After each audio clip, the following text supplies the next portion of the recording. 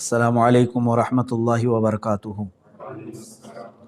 الحمدللہ وکفا وسلام علی حبیبہ المصطفیٰ اما بعد فاعوذ باللہ من الشیطان الرجیم بسم اللہ الرحمن الرحیم فلیحذر الذین یخالفون عن امرہ ان تصیبہم فتنہ او یصیبہم عذاب علیم۔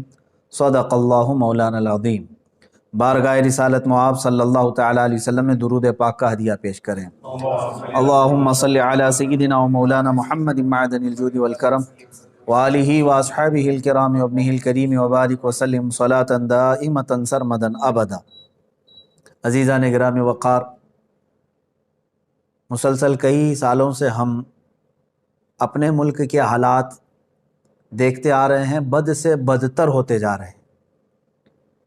کن کن حالات کا تذکرہ کیا جائے، پریشانیاں کن کن باتوں کی، ہر میدان میں مارے ہوئے نظر آتے ہیں، ہم ہر جگہ سے بچھڑے ہوئے نظر آتے ہیں۔ اس کی وجہ کیا ہے؟ مسلمانوں کے حالات کو لے کر سپریم کورٹ نے ایک کمیٹی بھی بنائی کہ حالات دیکھ کر کے ان کی رپورٹ دی جائے، جس کو سچر کمیٹی کہا جاتا ہے، سری کرشنا کمیٹی ہے۔ اس میں جو حالات لکھے گئے ہیں وہ ہندوستان کے شیڈول کاسٹ سے بھی زیادہ بدتر حالات ہیں، مسلمانوں کے حالات۔ میرے عزیزو، آج کے دور میں خصوصیت کے ساتھ جو سب سے برے حالات ہیں وہ خوف اور ڈر کا ماحول ہے۔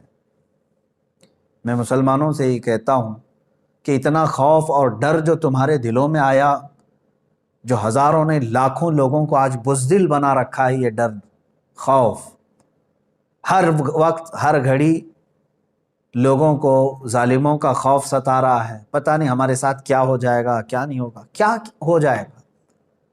اب میں آپ کو بتاتا ہوں کہ یہ سارے حالات کیوں آئے۔ ایک حدیث پاک حضرت ثوبان رضی اللہ تعالیٰ عنہ سے مروی ہے۔ رسول کریم صلی اللہ تعالیٰ علیہ وسلم ارشاد فرماتے ہیں، یوشک الامم ان تداعى علیکم کما تداعى الاکلۃ الی قصعتها۔ ان قریب میری امت پر ساری قومیں جھپٹ پڑیں گی جیسے کہ بھوکا برتن پہ جھپٹتا ہے۔ میری امت پر، حضور صلی اللہ تعالیٰ علیہ وسلم فرماتے ہیں، تم پر ساری امتیں جھپٹ پڑیں گی، ساری قومیں جھپٹیں گی، سب تمہیں نشانہ بنائیں گی، سب تمہیں ٹارگٹ کریں گی جیسے کہ بھوکا برتن پہ جھپٹ پڑتا ہے۔ فقال قائل من قلت نحن یومئذ، کسی ایک سوال کرنے والے نے اس وقت، صحابی نے حضور صلی اللہ تعالیٰ علیہ وسلم سے پوچھا، یا رسول اللہ صلی اللہ تعالیٰ علیہ وسلم، تو کیا ہماری تعداد کم ہوگی اس زمانے میں جو یہ ساری جماعتیں ہم پر جھپٹ پڑیں گی؟ اب جواب سنیں، رسول کریم صلی اللہ تعالیٰ علیہ وسلم ارشاد فرماتے ہیں، وَلَكِنَّكُمْ كَثِيرُونَ غُثَاءً كَغُثَاءِ السَّيْلِ۔ رسول پاک صلی اللہ تعالیٰ علیہ وسلم فرماتے ہیں، نہ، تمہاری تعداد تو بہت زیادہ ہوگی لیکن تمہاری حیثیت سمندر کے جھاگ کی طرح، سمندر کے جھاگ کی طرح کہ ہوا آئے تو یہ جھاگ اڑ جائے، جھاگ سمجھتے ہوں گے، جھاگ کی طرح تمہاری حیثیت ہوگی، کثیر تعداد میں ہو کر کے بھی کوئی معنی نہیں رکھتی۔ آج وہی پوزیشن ہے ہماری۔ آگے کی حدیث میں ہے، اللہ تبارک و تعالیٰ کے حبیب صلی اللہ تعالیٰ علیہ وسلم یوں ارشاد فرماتے ہیں، وَلَيَنزِعَنَّ اللَّهُ بِكُمُ الْمُحَابَةَ مِنْكُمْ۔ حضور پاک صلی اللہ تعالیٰ علیہ وسلم ارشاد فرماتے ہیں کہ تمہارے دلوں سے اللہ تبارک و تعالیٰ، جو تمہارے اوپر اللہ تعالیٰ نے ایک رعب رکھا ہے کافروں کے اوپر، وہ رعب ہٹا دے گا، تمہارا رعب ختم کر دیا جائے گا۔ وَلَيَقْذِفَنَّ اللَّهُ فِي قُلُوبِكُمُ الْوَهْنَ، اور تمہارے دلوں پر اللہ تعالیٰ خوف طاری کر دے گا، ڈر بٹھا دے گا، وہن آ جائے گا تمہارے اندر۔ جو پہلے سے دشمنان اسلام تم سے جو خوف رکھتے تھے وہ خوف ختم کر دیا جائے گا اور تمہارے دلوں میں وہن پیدا کیا جائے گا۔ پوچھا گیا وہن کیا ہے؟ اب یہی آتی ہے، اللہ کے حبیب صلی اللہ علیہ وسلم فرماتے ہیں، حب الدنیا و کراہیت الموت، دنیا سے بے پناہ لگاؤ رکھتا ہے اور مرنے سے خوف کھاتا ہے، مرنے سے ڈرتا ہے۔ یہ دو چیزیں تو مسلمان کی ہے ہی نہیں میرے عزیزو، دنیا میں مگن ہو جانا اور موت سے غفلت۔ ہمارے لیے موت تو رسول پاک صلی اللہ تعالیٰ علیہ وسلم کے دیدار کا ایک ذریعہ ہے، رب ذوالجلال سے ملاقات کا ذریعہ ہے۔ مسلمان کے لیے موت خوف کا سامان نہیں ہے. یہ دو چیزیں جب کسی کے دل میں آ جاتی ہیں، حب الدنیا، دنیا کی محبت، اور پھر موت سے بھاگنا، تو سمجھ لو تمہارے دلوں میں اللہ تعالیٰ دشمنان اسلام کا خوف بٹھاتا ہے. آج یہ جو خوف کا ماحول طاری ہے وہ دو وجوہات سے، اس کی دو وجوہات ہیں. یہی ہے حب الدنیا و کراہیت الموت. باہر نکلو ان تمام چیزوں سے، باہر نکل آؤ. مسلمان کے لیے تو علامہ اقبال نے کہا تھا کہ وہ صحابہ جو نہتے ہوتے تھے رسول پاک صلی اللہ تعالیٰ علیہ وسلم کے ساتھ چل پڑتے تھے، ان کے سینوں میں ذرا خوف کہیں خوف ہے؟ ارے لکڑیاں لے کر کے بدر میں آ گئے، خوف نام کی کوئی چیز نہیں، سامنے ایک بڑا لشکر جرار ہے، خوف بالکل نہیں تھا. وجہ کیا ہے؟ دیکھیں جب موت کا اور مرنے کا ڈر طاری ہو جاتا ہے تو ہزار ہیلے بہانے اور مصلحتوں میں گھر جاتا ہے، پھر وہ بے غیرت ہو جاتا ہے، وہ ہر چیز کو برداشت کرنے لگ جاتا ہے. جیسے آج ہماری حالت ہے، ہر چیز کو برداشت کرنے لگ گئے، ہر چیز کو. کیا نہیں برداشت کر رہے آج آپ لوگ، کیا نہیں برداشت کر رہے؟ اب انتظار کرو اور اس سے بھی خطرناک چیزیں تمہیں دیکھنے کی ہیں. تمہارے گھر لوٹے جا رہے ہیں، تمہاری مسجدیں پامال ہو رہی ہیں، خانقاہوں کو اجاڑا جا رہا ہے، درگاہوں کو جلایا جا رہا ہے. کیا یہ سب چیزیں دیکھ کر برداشت نہیں کر رہے؟ ہر چیز کو برداشت کرنے کی طاقت آ جاتی ہے جب آدمی بے غیرت ہو جاتا ہے، بے غیرت ہو جاتا ہے. یہی پوزیشن آج ہماری ہے. سب کو دنیا کی مصلحتیں ستا رہی ہیں. بولوں گا تو پتہ نہیں کیا ہو جائے گا، مجھے پکڑ لیا جائے گا، مار دیا جائے گا. صحابہ اکرام جو نکلتے تھے رسول کریم صلی اللہ تعالیٰ علیہ وسلم کے ساتھ، ان کا مطلب یہ نہیں تھا کہ ہم نکل پڑیں گے راستے میں اور ایک بڑی چیز بنا لیں گے، جائیں گے تو مال غنیمت ملے گا اور پھر گھر بنا لیں گے. نہیں، علامہ اقبال نے کہا ہے شہادت ہے مطلوب و مقصود مومن، نہ مال غنیمت نہ کشور کشائی. وہ تو شہادت کو دیکھتے ہوئے نکل پڑتے تھے اور جہاں جاتے تھے رب تعالیٰ ان کے لیے راستے کشادہ فرماتا تھا. اور آج جو ڈر کا ماحول ہے، خصوصاً میں علماء سے کہوں گا، علماء کاملین آج بھی ایک سروے کے مطابق میں آپ کو بتاؤں صرف ہندوستان میں 3 لاکھ سے زیادہ مسجد ہیں جو رجسٹرڈ ہیں، باقی اس کے بارے میں مجھے نہیں معلوم. تو اتنے علماء بھی تو ہوں گے، اور جو غیر امام ہیں وہ کتنے ہیں؟ اور بڑی تعداد، لاکھوں کی تعداد میں علماء اسلام موجود ہیں. میں بڑے ادب کے ساتھ کہتا ہوں قابل علماء موجود ہیں. ہو سکتا ہے ان کو بہت ساری مصلحتوں نے گھیر رکھا ہے، بعض حالات ان کے بھی ایسے آ گئے کہ قوم نے بولنے سے روکا، کمیٹیوں نے روک دیا، معاشی حالات نے بولنے سے روک دیا. لیکن اے گروہ علماء، ان تمام بندشوں سے باہر نکل آؤ. اس لیے کہ میں آواز لگاتا ہوں علماء کو کہ ہم وارث ہیں فضل حق خیر آبادی کے، ہم وارث ہیں کفایت علی کافی کے. ہمارے اندر بزدلی نہیں آنی چاہیے، ہمارے اندر خوف اور ڈر کا ماحول نہیں آنا چاہیے. ڈرنے والے اور خوف کھانے والے وہ دشمنان اسلام ہیں. اللہ تبارک و تعالیٰ تمہارا رعب ان کے سینوں پر ڈالے گا. آپ نکلو. اب میں ہندوستانی مسلمانوں سے کہتا ہوں کہ اور کیا کیا چیزیں برداشت کرو گے؟ مجھے بتاؤ، اپنے دل پر ہاتھ رکھ کر کے بتاؤ، کیا اس سے بھی زیادہ خطرناک حالات تم دیکھنا چاہتے ہو؟ تم نے کیا نہیں دیکھا؟ چند سالوں پہلے ہماری مسجدیں شہید ہوئی تو آواز اٹھاتے رہے، کئی لوگ شہید بھی ہو گئے ایک مسجد کے نام پر. لیکن اب کے حالات دیکھیں، غیرت مار دیا انہوں نے. دنیا کی لالچ دے دے کر کے یا سیاست میں ان کو بانٹ بانٹ کر کے ایسی غیرت مار دیا کہ اب تو ہماری مسجدوں کے سینے پر کھڑے ہو کر کے اگر کوئی دوسرا اپنے مندر بنا لے تو کسی کو کچھ فرق نہیں پڑتا. آج میرے عزیزو یہ حالات بھی آج کے نہیں ہیں ہندوستان میں. نا انصافی پہ نا انصافی ہے. ایک کسی عام سے مزدور کو پکڑ کر کے 10-12 کتے موب لنچنگ کرتے ہیں. یہ بھی تو ہم حالات دیکھ رہے ہیں. چھوٹی سی چھوٹی چیزوں پر یہ پکڑ کر کے مارتے ہیں. اور ابھی قریب میں ایک حافظ قرآن کو مار ڈالا انہوں نے.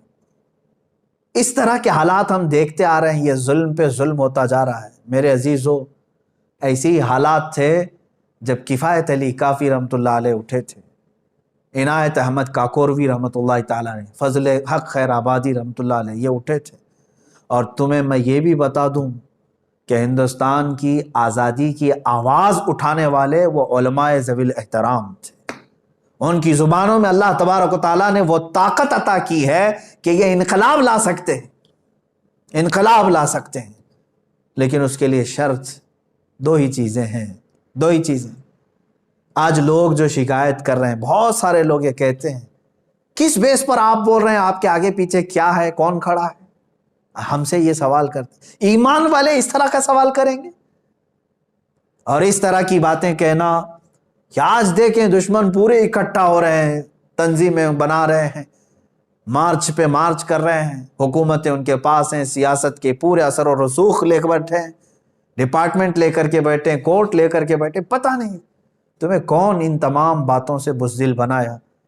اگر یہ تمام خیالات تمہارے ذہن میں آتے ہیں تو ایک مرتبہ میرے آقا صلی اللہ تعالیٰ علیہ وسلم کے وہ چہیتے صحابہ جو ابھی صرف 4000 کی تعداد میں تھے اور کسرا جیسے سپر پاور کو ختم کرنے کے فیصلے کر رہے تھے، فتح کرنے کی باتیں کر رہے تھے. قیصر و کسرا معمولی بات ہے، قیصر و کسرا کو فتح کرنے کی بات کر رہے ہیں. کون لوگ؟ مدینہ طیبہ میں حضور پاک صلی اللہ تعالیٰ علیہ وسلم کے پیچھے نماز پڑھنے والے وہ صحابہ جو دن بھر ایک کھجور کی گٹلی پر رہتے ہوں. کون سی طاقت تھی ان کے پاس، کون سی قوت؟ وہ ایمانی قوت تھی، ایمانی قوت. انہیں یقین کامل تھا کہ رب ذوالجلال کی مدد آئے گی ہمارے ساتھ، کیونکہ ہم حق پر ہیں. علماء ذوی الاحترام کو میں یہی بات بتانا چاہوں گا. آج اور کس قدر آپ بزدلی کے ساتھ جینا پسند کرو گے؟ کیا یہ حالات آپ کو اچھے لگ رہے ہیں آج ہندوستان بھر کے؟ میں آپ کو یہ بات بتا دوں کہ رسول پاک صلی اللہ تعالیٰ علیہ وسلم کے انہی جانثاروں کو چیک کرنے کے لیے ایک صاحب آئے تھے دیکھنے کے لیے. ایک صاحب آئے اور انہوں نے یہ دیکھنے کے لیے کہ محمد صلی اللہ تعالیٰ علیہ وسلم نے کتنی طاقت جمع کر لی. جیسے ابھی ہمارے آگے پیچھے لگ گئے ہیں کہ ان کے پاس کتنا فنڈ آ رہا ہے، کتنی تنظیمیں آ رہے ہیں، اتنی باتیں کر رہے ہیں. ہاں چیکنگ پہ لگے ہوئے ہیں. وہاں حضور پاک صلی اللہ تعالیٰ علیہ وسلم کے پاس چیکنگ کے لیے ایک شخص آئے اور یہ دیکھنے کے لیے کہ انہوں نے کتنا ہتھیار جمع کیا، کیا کیا ہے، جو قیصر و کسرا کو فتح کرنے کی بات کر رہے ہیں، اس زمانے کی سپر پاور تھی. تو بہت غور سے معائنہ کیا، لیکن ایک ہی چیز نظر آئی جو واپس جا کر کے اس قاصد نے اپنے آقاؤں کو بتایا تھا، عروہ بن مسعود ثقفی. کیا چیز دیکھا جانتے ہیں؟ اذان ہو رہی ہے، رسول پاک صلی اللہ تعالیٰ علیہ وسلم وضو کے لیے بیٹھے ہیں، صحابہ ارد گرد پورے کھڑے ہو گئے. حضور پاک صلی اللہ تعالیٰ علیہ وسلم وضو کے لیے پانی لیتے ہیں ہاتھ میں، کلی فرماتے ہیں. جیسے کلی فرماتے ہیں آپ کی کلی کا ایک قطرہ بھی زمین پہ نہیں گرتا. صحابہ اپنے دامن پھنسا لیتے ہیں، کسی کے ہاتھ میں، کسی کے دامن میں، اور حضور پاک صلی اللہ تعالیٰ علیہ وسلم کا پورا وضو ہو جاتا ہے، ایک قطرہ بھی زمین پر نہیں. وہ سارے صحابہ لے لیتے، اپنے چہروں سے مل لیتے تھے، اپنے جسم پہ مل لیتے تھے. عروہ بن مسعود ثقفی وہ واپس جا کر کے اپنے آقاؤں کو خبر کرتا ہے، کہتا ہے یقیناً محمد صلی اللہ تعالیٰ علیہ وسلم نے بہت بڑی فوج تو نہیں جمع کی، لیکن ایسے دیوانے بنائے ہیں کہ یہ ادب تو میں نے قیصر و کسرا کے دربار میں بھی نہیں دیکھا جو محمد کے دیوانوں میں دیکھا ہے. وہ ان کے وضو کے قطروں کو زمین پہ گرنے نہیں دینا چاہتے، کہاں ان کے خون کے قطرہ گرنے دیں گے؟ ان کے اندر وہ جانثاری ہے. میرے عزیزو، یہی ایک چیز دیکھ کر کے ساری دھرتی ہل گئی تھی کہ رسول پاک صلی اللہ تعالیٰ علیہ وسلم کے دیوانے ایسے ہیں کہ ان کا ہی تو یہ نعرہ تھا کہ مرد حق باطل کے آگے مات کھا سکتا نہیں، سر کٹا سکتا ہے لیکن سر جھکا سکتا ہے. وہ نکلتے تھے. عزیزان گرامی وقار، ان کے پاس جو طاقت و قوت تھی وہ چیز میں آپ کو بتانا چاہتا ہوں.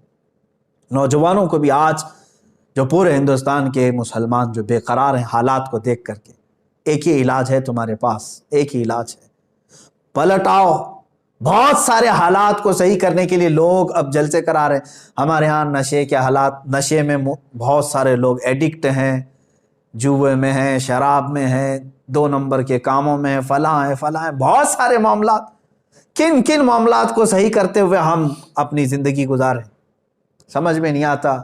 ایک ہی علاج ہے جو میں نے بہت مطالعے کے بعد نکالا، وہ یہی ہے جس کو اقبال نے کہا ہے کہ محمد سے وفا تو نے تو ہم تیرے، یہ جہاں چیز ہے کیا لوح و قلم تیرے۔ بالکل حق فرمایا انہوں نے کہ تو ایک بار رسول پاک صلی اللہ تعالیٰ علیہ وسلم کے ساتھ وفا کرنا سیکھ لے، رب تبارک و تعالیٰ یوں ہی صدقے میں ساری چیزیں تجھے عطا کرے گا۔ اخلاق کی درستگی بھی تمہارے پاس آئے گی۔ عشق رسالت محمد صلی اللہ علیہ وسلم یہ ایک ایسی دولت ہے، حضور کی محبت ایک ایسی دولت ہے جو تمہیں ہر گناہ سے بھی دور کر سکتی ہے۔ جھوٹ بولتے ہیں جو گناہ نہیں چھوڑتے اور پھر حضور کی محبت کی بات کرتے ہیں، جھوٹ بولتے ہیں، ورنہ حضور کا سچا عشق جب دل میں آتا ہے نا کیا ہوتا ہے جانتے ہیں؟ حضرت انس فرماتے ہیں صحابہ تو سچا عشق کرتے تھے حضور سے، ابھی شراب حرام نہیں ہوئی تھی مدینہ طیبہ میں۔ حضرت انس رضی اللہ تعالیٰ عنہ فرماتے ہیں ایک جگہ کعبہ خانے میں شراب کے مٹکے پیالے میں بھر بھر کر کے لوگوں کو سرو کرتا تھا، دیتا تھا۔ شام کا وقت تھا، شراب کے پیالے میں پیش کر رہا تھا لوگوں۔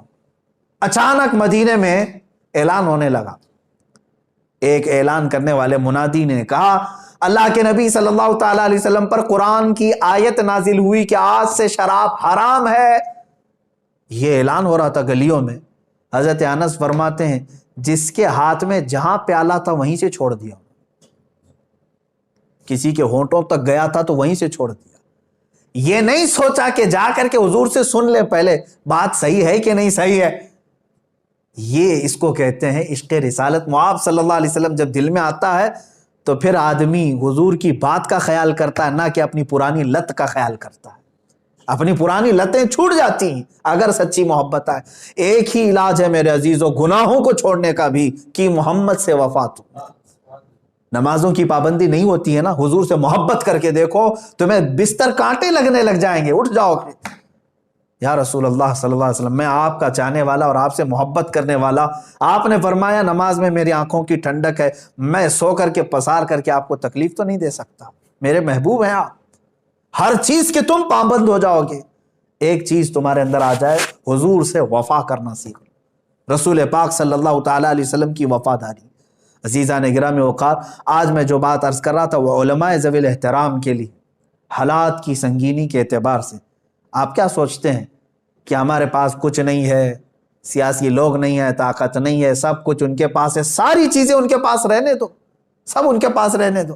میرے عزیزوں پہلے بھی ایسا ہی رہا ہے، حضور صلی اللہ تعالیٰ علیہ وسلم نے دعوت شروع فرمائی، صحابہ نہتے رہے، سب کچھ ان کے پاس تھا۔ ارے بدر کے میدان میں رات بھر طبلے بج رہے تھے، رقص و سرور کی محفلیں ہو رہی تھی اور گوشت بھونے جا رہے تھے، اور ادھر صحابہ اکرام رضوان اللہ تعالیٰ علیہ مجمعین بغیر چپل کے ہیں، اکثر کے ہاتھ میں تلواریں نہیں ہیں، سونے کے لیے ان کے پاس کوئی چیز نہیں ہے، سب کچھ ہونے کے باوجود بھی رب ذوالجلال نے فتح یابی کسے عطا فرمائی، پوری تاریخ جانتی ہے۔ اب اس کے لیے ہونا کیا چاہیے تمہارے پاس؟ ہونا کیا چاہیے؟ وہ دو چیزیں ہیں جن کو اقبال نے کہا ہے، دو بہت عظیم تلواریں ہیں تمہارے پاس، یقین محکم عمل پہ ہم، جہاد زندگانی میں ہیں یہ مردوں کی شمشیریں۔ دو چیزیں تمہارے پاس اگر آ گئی، پختہ یقین اللہ کی ذات پر اور میرے رسول پاک صلی اللہ تعالیٰ علیہ وسلم کی ذات پر کہ میں کسی اور کا کتا نہیں، میں رسول پاک صلی اللہ علیہ وسلم کا وفادار ہوں۔ حضرت سفینہ رضی اللہ تعالیٰ عنہ ایک صحابی ہیں، وہ جنگل میں گئے تھے، راستہ بھٹک گئے تھے، ایک شیر دہاڑتا ہوا آ گیا، شیر، جنگل کا شیر دہاڑتا ہوا آ گیا، تو جیسے ہی وہ قریب آیا تو حضرت سفینہ نے کیا فرمایا جانتے ہیں؟ اس صحابی نے کہا انا مولا رسول اللہ صلی اللہ علیہ وسلم، اتنا کہا میں رسول اللہ کا غلام و خادم ہوں۔ وہ شیر دم ہلاتا ہوا وفادار کتے کی طرح آپ کو مدینے تک چھوڑ گیا۔ میرے عزیزو، یہ اگر تمہارے اندر یقین محکم آ جائے، یقین محکم پختہ یقین آ جائے تو پھر مجھے وہ اقبال کا شعر یاد آتا ہے، نکل کر کے صحرا سے جس نے الٹ دیا تھا تخت روما کو، نکل کر کے صحرا سے جس نے الٹ دیا تھا تخت روما کو، سنا ہے قدسیوں سے میں نے کہ وہ شیر پھر ہوشیار ہوگا، وہ شیر پھر ہوشیار ہوگا، لیکن اس شیر کو ہوشیار ہونے کے لیے یقین پختہ ہونے کی ضرورت ہے۔ یقین پختہ کرو۔ علماء ذوی الاحترام سے میں بارہا گزارش کرتا ہوں کہ آپ اپنے منصب کا استعمال کرو، آپ نائب رسول ہیں، رسول پاک صلی اللہ تعالیٰ علیہ وسلم کی نیابت کا تاج آپ کے سروں پر رکھا گیا ہے، آج امت آپ کی نگہبانی کی طرف دیکھ رہی ہے۔ اگر 1000 مصلحتوں کے بہانے کرو گے تو یاد رکھنا ایک بڑی بات ہے جو بار بار ہمیں ہلاتی ہے، وہ یہ ہے کہ حضور صلی اللہ تعالیٰ علیہ وسلم کی عزت پر حملے ہو رہے ہوں، جیسے آج ہندوستان کے حالات ہیں۔ ایک غلیظ پاکھنڈی جو دنیا کا سب سے غلیظ انسان اور سب سے بڑا آتنکوادی جو میرے دیش میں رہ رہا ہے، زہر اگل رہا ہے، زہر پہ زہر اگل رہا ہے، اور رسول پاک صلی اللہ تعالیٰ علیہ وسلم کی عزت پر حملے کر رہا ہے۔ اس غلیظ انسان کی گالیاں سننے کے بعد میرے عزیزوں کھانا پھیکا ہو جانا چاہیے، راتوں کی نیند اڑ جانی چاہیے، علماء کی بھی، تمام مشائخ کی بھی، تمام مسلمانوں کی بھی۔ کیا تمہیں معلوم نہیں ہے کہ رسول پاک سے کمال محبت کا نام ہی ایمان ہے؟ اور ایسے حالات میں ہم اس کو سن کر کے خاموش رہ جائیں تو پھر ہمارے ایمان پر بھی سوال آتا ہے۔ میں جو بات عرض کر رہا تھا وہ یہ ہے کہ حضور کی عزت پر حملہ ہو رہا ہو اور پھر کوئی حضور صلی اللہ تعالیٰ علیہ وسلم کی عزت کی حفاظت کی بات کر رہا ہے، نہیں میں باہر نکلوں گا حضور کے لیے، حضور کی عزت کے لیے میں باہر نکلوں گا، اور پھر سوچتا ہے میری سیکورٹی کیا ہے، میری سیفٹی کیا ہے، تو فرمایا وہ جھوٹا آدمی ہے، جھوٹا آدمی ہے۔ رسول پاک صلی اللہ تعالیٰ علیہ وسلم کی عزت پر جب بات آئے تو صحابہ جیسا وہ عشق آنا چاہیے کہ انہوں نے کبھی نہ اپنا گھر دیکھا نہ کوئی اپنے حالات دیکھے، بلکہ میرے آقا کے پیچھے چل پڑے۔ جنگ خندق کا موقع ہے میرے عزیزوں، حضور پاک صلی اللہ تعالیٰ علیہ وسلم مہینہ بھر جنگ خندق کے موقع پہ مصروف رہے۔ بڑی سخت ان کے لیے آزمائش کا یہ موقع تھا، جس کو سورۃ الاحزاب قرآن پاک میں بھی آئی، جنگ احزاب بھی کہتے ہیں۔ یہاں سے پلٹ رہے تھے جنگ خندق سے، درمیان میں صحابہ اکرام زخمی ہیں، ہاتھوں میں خون رس رہا ہے، کئی جگہ تیروں کے نشان ہیں۔ بیچ راستے میں جبرائیل امین علیہ السلام تشریف لائے، عرض کیا یا رسول اللہ صلی اللہ علیہ وسلم، رب تعالیٰ کا حکم ہے کہ یہیں سے آپ بنو نذیر کا معرکہ سر کرنے کے لیے نکل پڑے۔ ابھی مدینہ نہیں پہنچے، خندق سے مدینہ صرف 5 کلومیٹر کا فاصلہ ہے، آدھا راستہ طے کیے، جبرائیل امین آئے۔ کتنا ٹائم لگتا مدینے جانے کے لیے؟ حضور پاک صلی اللہ تعالیٰ علیہ وسلم نے صحابہ کو مخاطب کر کے کہا، اے میرے صحابہ، جبرائیل امین آئے ہیں اور کہہ رہے ہیں کہ یہیں سے بنو نذیر کا بھی معرکہ سر کرنا ہے۔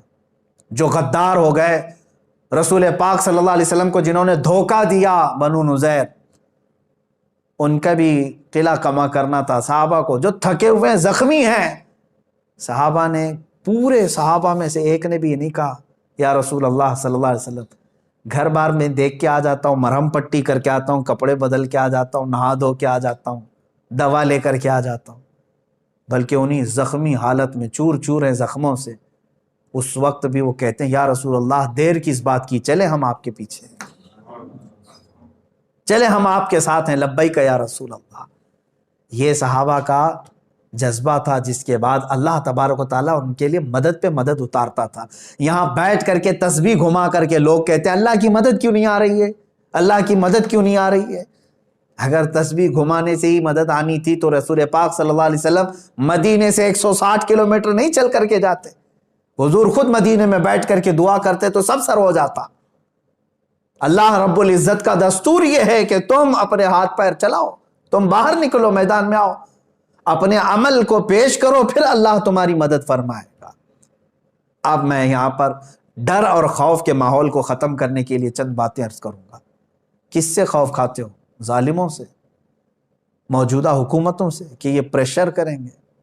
میرے عزیزو، یہ اس سے بڑھ کر کے تمہارے لیے سعادت کی بات کیا ہے؟ اے گروہ علماء، جماعت علماء، یہ شعر کب کام آئے گا جو بار بار آپ اپنی تقریروں میں کہتے ہو، کروں تیرے نام پہ جاں فدا، نہ بس ایک جاں دو جہاں فدا؟ یہ عمل میں کب آئے گا؟ خالی تقریر میں آئے گا؟ لوگوں کے جذبات اور ان کے نعروں کے لیے آئے گا؟ اگر موقع آ گیا تو چلو، حضور کے نام پر جان فدا کرنا ہے تو چاہے وہ حکام کے ہاتھ سے ہو یا جیل کے سلاخوں سے ہو یا پھانسی کے پھندے سے ہو۔ حضور پاک صلی اللہ تعالیٰ علیہ وسلم کی عزت پر جب بات آ گئی ہے تو ہونا تو یہی چاہیے تھا کہ کلیجہ پھٹ جائے۔ آج اتنی غلیظ گالیاں سننے کے بعد آدمی آپے سے باہر ہو جاتا ہے۔ میرے عزیزو، آپ کے باپ کو اور ماں کو کوئی گالی دے دے تو آپ برداشت نہیں کرتے، پولیس اسٹیشن بعد میں جاتے ہیں، پہلے ہی اس کے ساتھ آپ پتہ نہیں کیا کیا معاملات کر جاتے ہیں۔ یہاں مجھے حیرت ہو رہی ہے، افسوس ہے اس بات. یہ باتیں میں اس لیے عرض کر رہا ہوں کہ اب مجھے امید نہیں رہ گئی کہ یہ حکومت وقت ہمارا کچھ سنے گی، اس لیے کہ جگہ جگہ پردرشن، جگہ جگہ پروٹیسٹ، FIR، کیا نہیں کر لیا ہم لوگوں نے. سب لوگ گہار لگاتے تھک گئے. یہ صاف اپنا بتا رہی ہیں موجودہ حکومتیں کہ ہم ایسے غلیظ پاکھنڈیوں کی حمایت میں. اگر یہ ان کی حمایت نہیں کر رہے ہوتے تو یہ کھلے سانڈ کی طرح گھوم رہے ہوتے آج. یہاں تو ایسا ہے کہ موجودہ حکومت کے کسی ایک منسٹر پر کوئی کامیڈی کر لے تو اسے جیل ہو جاتی. کروڑوں مسلمانوں کے رسول صلی اللہ تعالی علیہ وسلم کی کردار کشی وہ بار بار کر رہا ہے. ایسا بھی نہیں کہ چھپ کر کے فیک ID سے کیا، ارے پریس کلب آف انڈیا میں بیٹھ کر کے کر رہا ہے کھلے عام.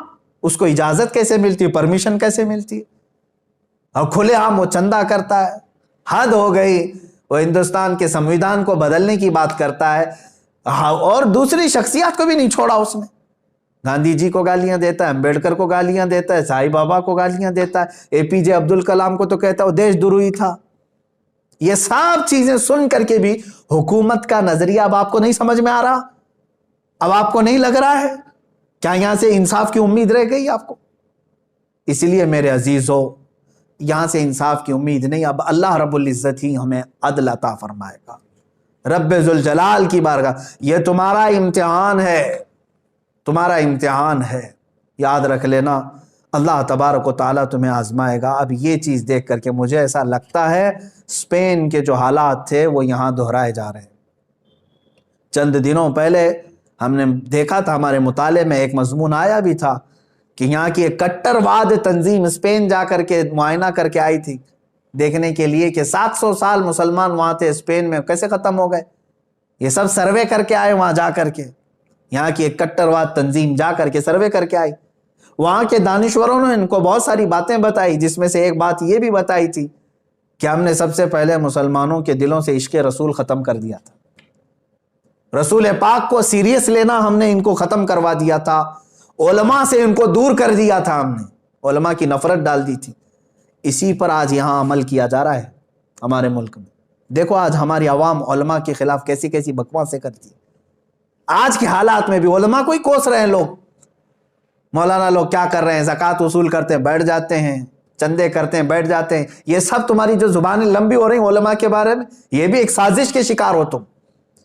میرے عزیزو ٹھیک ہے، علماء اگر کوئی سستی کر رہا ہے، بولنے کا ایک طریقہ ہوتا ہے. کیا آپ اپنے باپ کو ایسے ہی کہتے ہیں باپ میرا آج گھر میں کیوں بیٹھ گیا، ڈیوٹی پہ کیوں نہیں گیا؟ ادب ہے، تمیز ہے، سلیقہ ہے.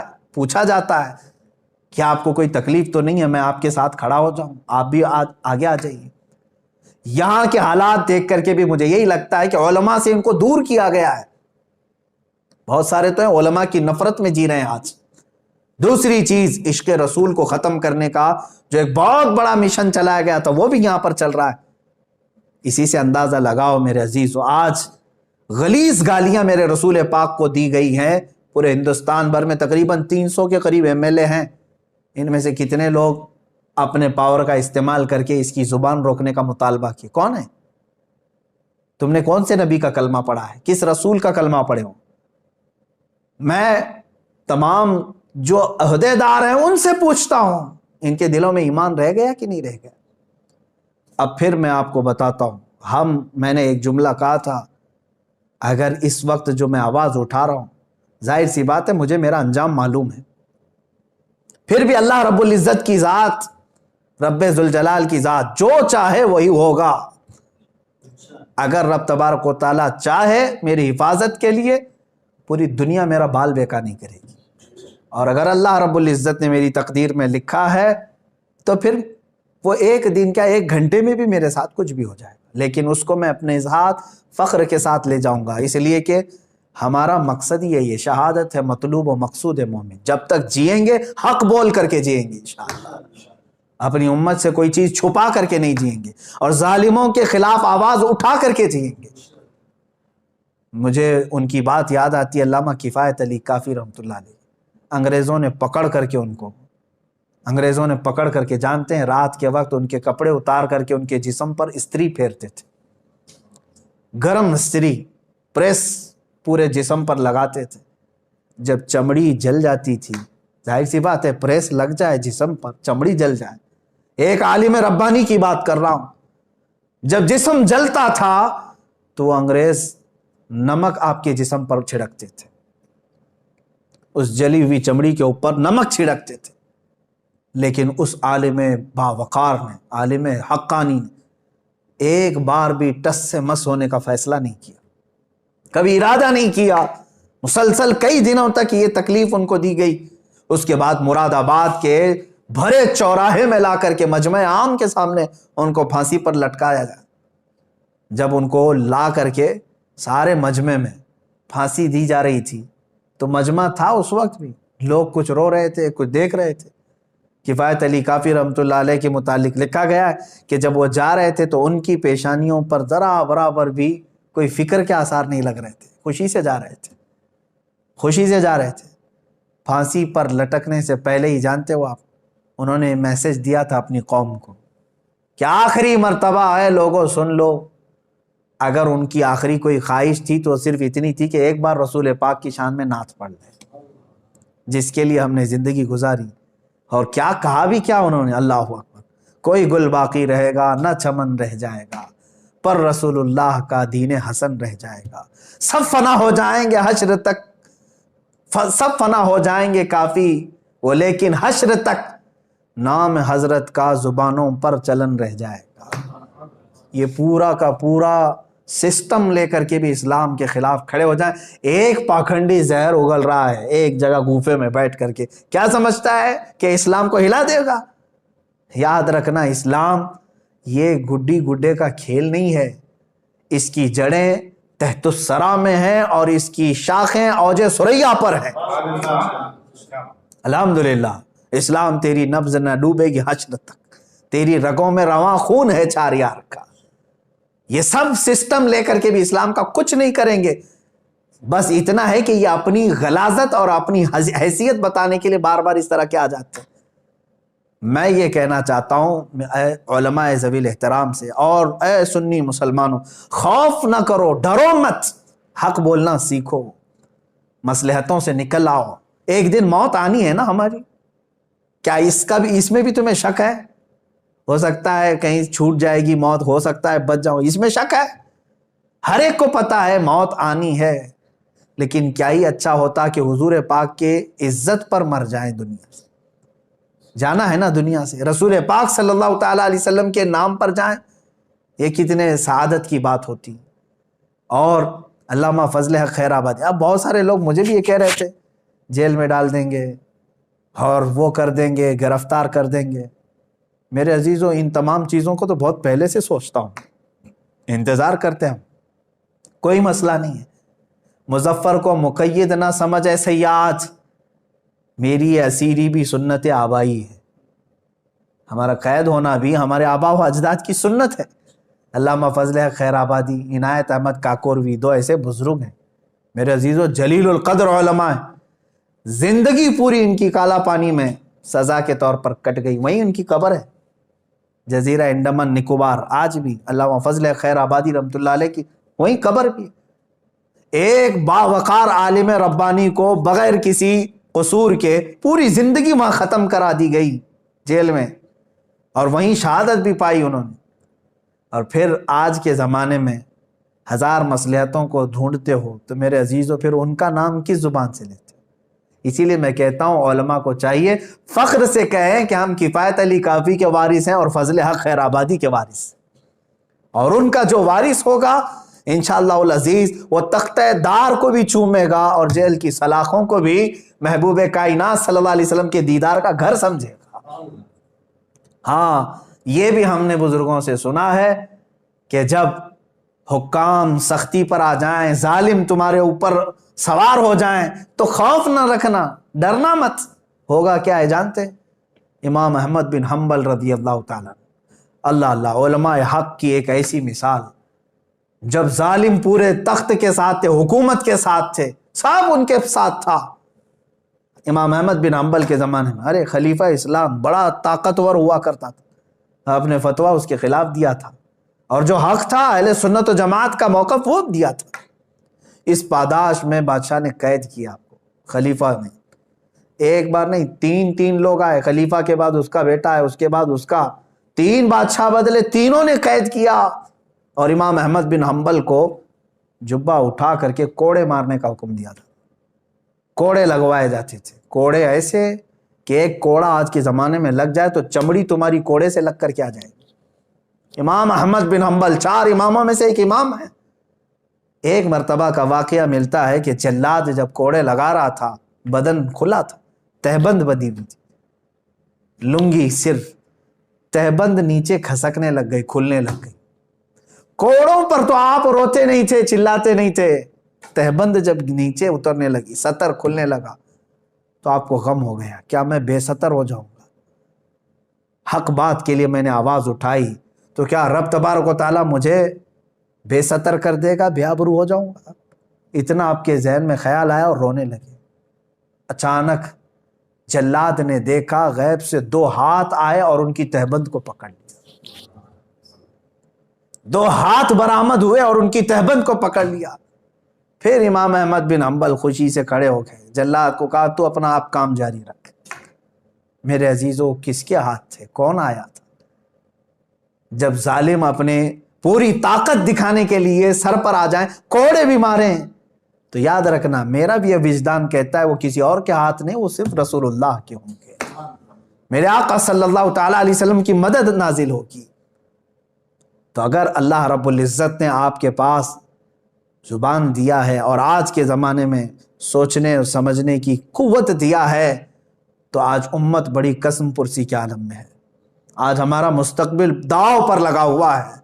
ایک بات بتا کر کے میں رخصت ہونا چاہتا ہوں، یاد رکھنا، امام غزالی رحمۃ اللہ تعالیٰ علیہ کی وہ بات مجھے یاد آتی ہے۔ آپ نے فرمایا امت کے سامنے جب رسول پاک صلی اللہ علیہ وسلم کی توہین ہو رہی ہو اور امت اپنی عیاشیوں میں مصروف ہو، کھا رہی ہو، پی رہے ہو، سو رہی ہے، تو امت کو چاہیے کہ تھوڑے دن اور انتظار کرے، ان کے ساتھ کیا حشر ہوگا۔ فرماتے ہیں ان کی عورتیں، ان کی بچیاں باہر لائی جائیں گی، بیچی جائیں گی، نیلام کی جائے گی، ان کی ماں اور بہنوں کی عزت، اور یہ کچھ نہیں کر سکیں گے، ان کے بچے مار دیے جائیں گے۔ وہ وقت بھی ہمارے ساتھ آئے گا، کیونکہ اب جب رسول پاک کی عزت یہاں پر محفوظ نہیں رکھی گئی تو پھر اب کس کی عزت سلامت رہے گی؟ قرآن کو گنڈوں کی کتاب کہا جا رہا ہے، اسلام کو ڈاکوؤں کا دین کہا جا رہا ہے، میرے آقا صلی اللہ تعالیٰ علیہ وسلم کو اتنے بھدے الفاظ، معاذ اللہ، رب ذوالجلال کی شان میں بھی بکواس، بچا کیا اب تمہارے پاس؟ بچا کیا؟ ہمارے پاس جو کچھ بھی ہے جینے کے لیے، میرے عزیزو، یہ ظالم دنیا والے سمجھتے ہوں گے یہ اتنا کیوں چلا رہے ہیں، انہیں معلوم نہیں ہے اسلام میں اور دیگر مذاہب میں فرق کیا ہے۔ کھانے پینے، اٹھنے، اچھلنے کودنے، تیوہار کرنے اور کپڑے پہننے کا نام اسلام نہیں ہے۔ اسلام تو ایک روحانیت ہے جو عظیم رشتے کا نام ہے۔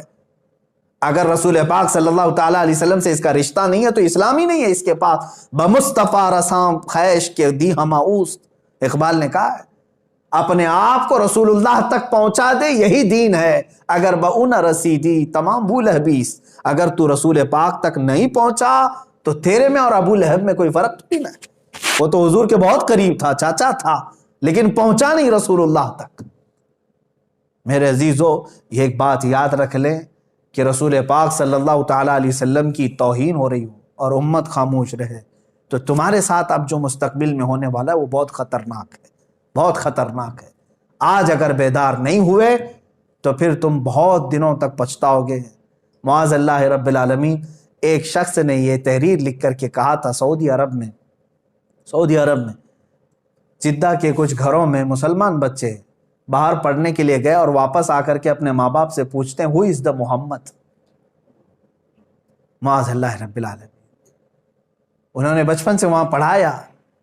اس ایک رائٹر نے ایک تحریر لکھ کر کے کہا تھا کہ اے مسلمانوں، شاید تمہارے ساتھ بھی یہی ہو جائے کہ دشمن ہر جگہ سے تمہارا ایمان اور تمہارے عشق رسالت کا دشمن ہر چیز سلب کرنے کے لیے تیار ہے، اور ایک بڑی بات، ایک بڑی خانقاہ، ہماری معظم خانقاہ ہندوستان کی، ان کے سجادہ نشین، اللہ رب العزت ان کی عمر دراز فرمائے۔ حضرت نے مجھ سے ایک بڑا جملہ کہا، میں بطور نصیحت کرتا ہوں، وہ رو رہے تھے بات کرتے کرتے، کہہ رہے تھے کہ جب رسول پاک صلی اللہ تعالیٰ علیہ وسلم کی اتنی توہین ہو گئی تو اب یہاں جینے کا مزہ کیا ہے، کھانے میں کیا مزہ رہ گیا ہے؟ وہاں تو حضرت ابوبکر صدیق رضی اللہ تعالیٰ عنہ، ایک شخص آیا قاصد حضور کی داڑھی شریف کی طرف ہاتھ کر کے بات کر رہا تھا، تو حضرت ابوبکر کو برداشت نہیں ہوا. آپ نے ہاتھ اس کا جھٹک دیا اور کہا دوبارہ اگر ہاتھ اٹھا تو تیرے جسم کے ساتھ ہاتھ بھی نہیں رہے گا، حضور سے بات کر رہا ہے تو. یہ ان کا جذبہ تھا.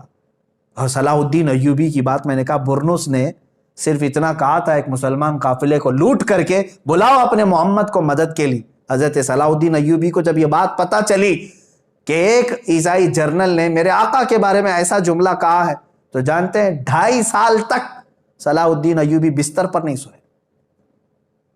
2.5 سال تک بستر پر نہیں سوتے تھے اور اپنے پیر لمبے نہیں کیا اور کہا کہ جب تک اس گستاخ رسول کو پکڑوں گا نہیں میں تب تک بستر پر نہیں سوؤں گا.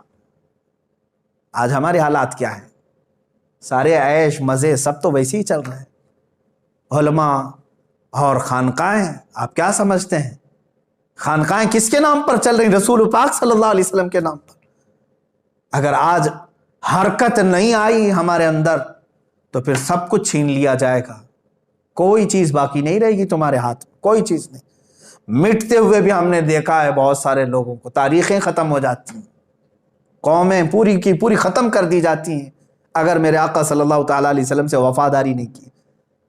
میں آپ سے پوچھتا ہوں، مسلمانوں سے بھی، علماء سے بھی، ارے زندگی بھر رسول پاک کا نام لے لے کر کے کھاتے رہے، زندگی بھر انہی کا صدقہ تو کھاتے رہے. جب میلاد آئے تو حضور کے نعتیں، قصیدے، سب ہماری تقریریں، ہماری زندگیاں حضور کے نام پر ہی تو کھا رہے ہیں. آج جب رسول پاک کی شان پر ہرزہ سرائی ہو رہی ہے تو ہماری حرکت دیکھی جائے. یہ امتحان کا وقت ہے، یہ ہمارے امتحان کا وقت ہے. میں آج یہاں عام طور پر میسج دیتا ہوں پورے علماء، ایک ساتھ آواز اٹھاؤ، ایک ساتھ آواز اٹھاؤ. یہ نہیں کہ اکا دکا آدمی کوئی کہہ رہا ہے، نہیں، ہر ایک کی ذمہ داری ہے، ہر ایک کی ذمہ داری ہے. ابھی پولیس پرشاسن مجھ سے یہ سوال کر رہے تھے کہ مولانا بہت مسلمان ہیں ہندوستان میں، آپ ہی کو کیوں تکلیف ہو رہی ہے؟ یہ سوال عجیب ہے. میرے عزیزوں، میں نے یہی کہا کہ مجھے دوسروں کا مطلب نہیں ہے، میں سب کا ٹھیکہ لے کر نہیں بیٹھا، لیکن مجھے درد ہوا، میں آواز اٹھایا.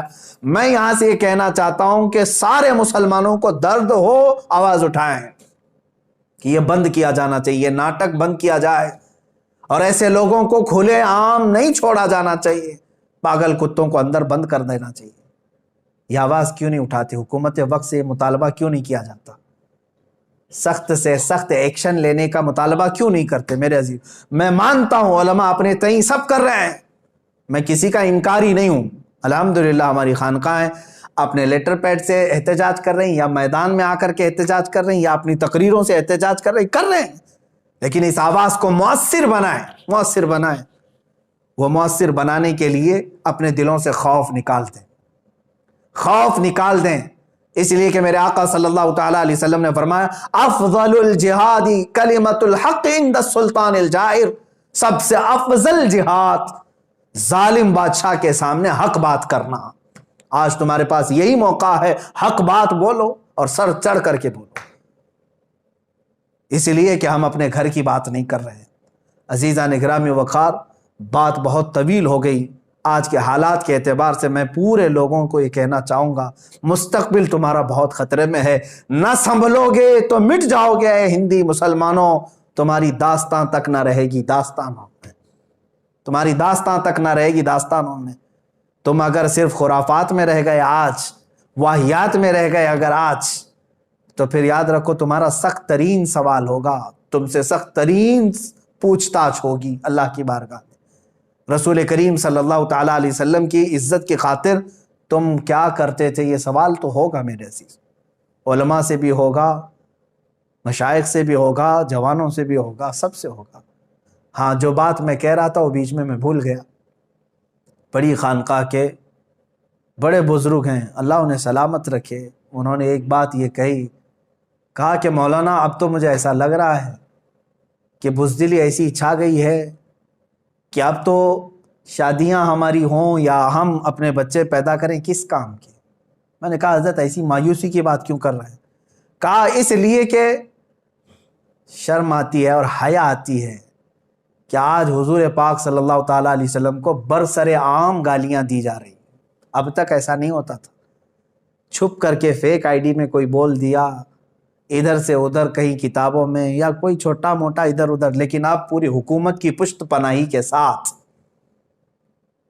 اس کو ساری مدد فراہم کی گئی ہے. ارے باڈی گارڈ ہیں پورے جس کے آس پاس، اور اس سے زہر اگلوایا جا رہا ہے. تو حضرت نے یہ فرمایا کہ ہمارے سامنے جب اس قدر غلاظت بکی جا رہی ہے تو پھر اس طرح کی بزدل بچے پیدا کر کے کیا مطلب، کیا رہ جاتا ہے.